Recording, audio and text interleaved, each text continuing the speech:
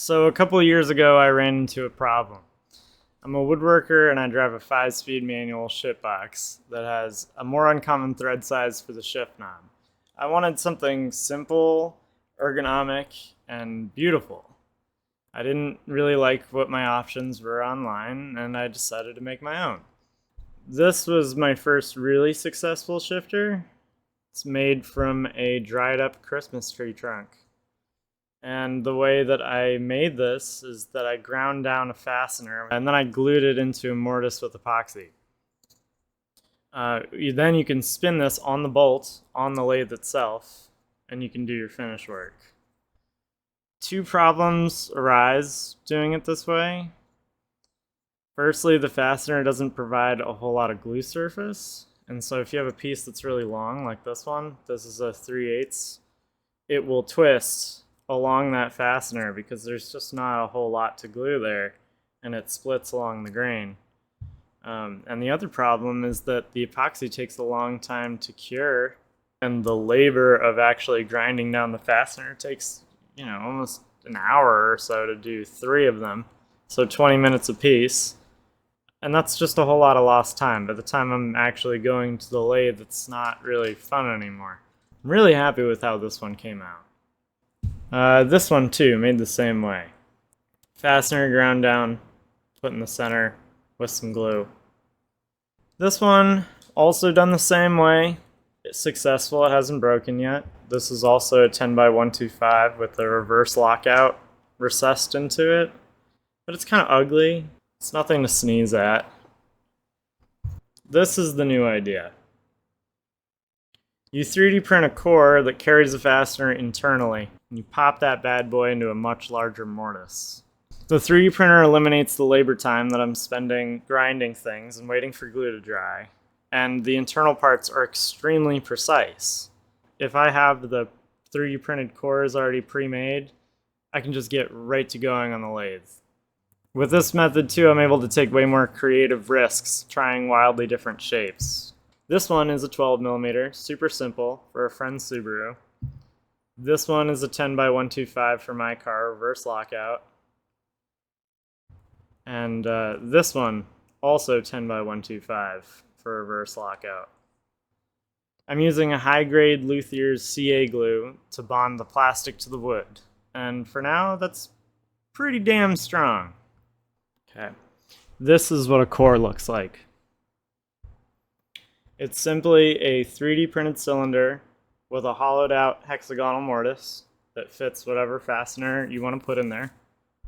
And then past the fastener inside, I've added an insert that keeps the threaded rod from wiggling inside of the hollow plastic. So far, I've designed and I'm prototyping 3 different sizes: 10mm, 12mm, and the 3/8, which is not here at the moment. That's okay. It's not indestructible, but it works.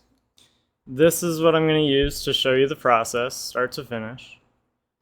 To make these cores, I'm using Tinkercad, which is an extremely simple 3D modeling software. They're downloaded as STL files, and then I'm using Ultimaker Cura for the slicer. Your mileage may vary, use whatever slicer you want. Starting off in Tinkercad, I make my cylinder 7/8 inches wide.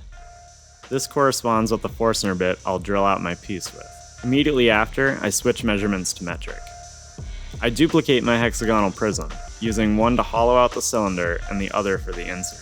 I make the insert identical to the fastener, and make the hollow space inside the cylinder equal the sum of their imaginary length, leaving a couple millimeters of space as an end. Another hollow cylinder acting as the threaded rod cuts through both shapes.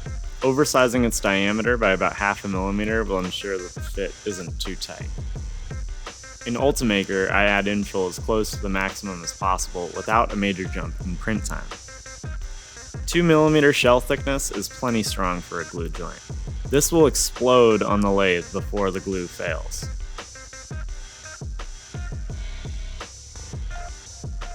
Once the core has been printed, I bring it over to the vise and I'm going to hammer in a fastener.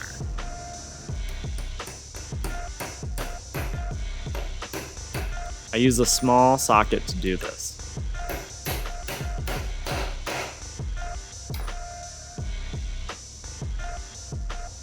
I add a touch of glue to keep it from backing out of the core on its own, and I'll do the same treatment for the insert that follows it.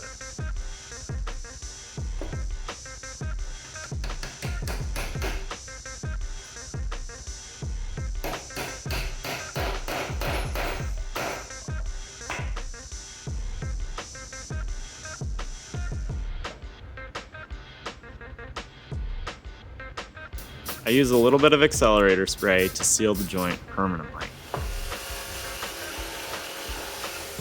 I had a piece of walnut from an old project that was already close to true. I use a 1 1/4 Forstner bit from my reverse lockout recess, drilling until the bit just disappears.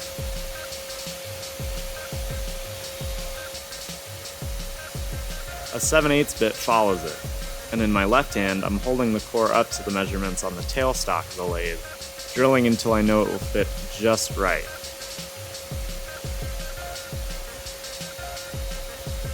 Careful, because this part can build up a lot of heat and smoke.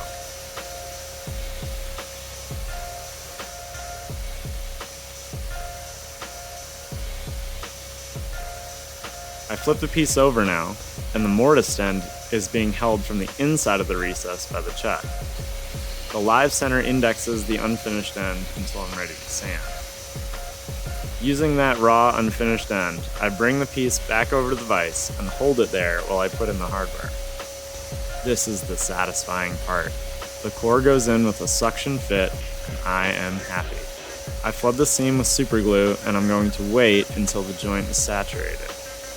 When I'm satisfied, I use a little accelerator on the excess and tap off the joint. Now I can come back to the lathe and make little edits while I'm getting ready to sand. Often the piece is close to true, but needs just a touch more turning. Once I'm happy with the silhouette and I don't need to shape it anymore, I saw off the unfinished end with a flush cut saw and sand the end grain. This is where the stakes are high. Careless hands will throw the piece out of balance on the lathe, and it will disintegrate spinning at such a high speed. The finish that I'm using for this shifter is True Oil Gunstock finish. It goes on very thin, can be buffed quickly, and leaves a matte finish. It doesn't disguise the texture of the grain, and you can feel the warm wood underneath. I'm interested in learning and experimenting with finishes and would really like to develop something special and unique. True Oil should cure for a couple days at least. In this case, I kept buffing it until it was dry, and I went for a drive.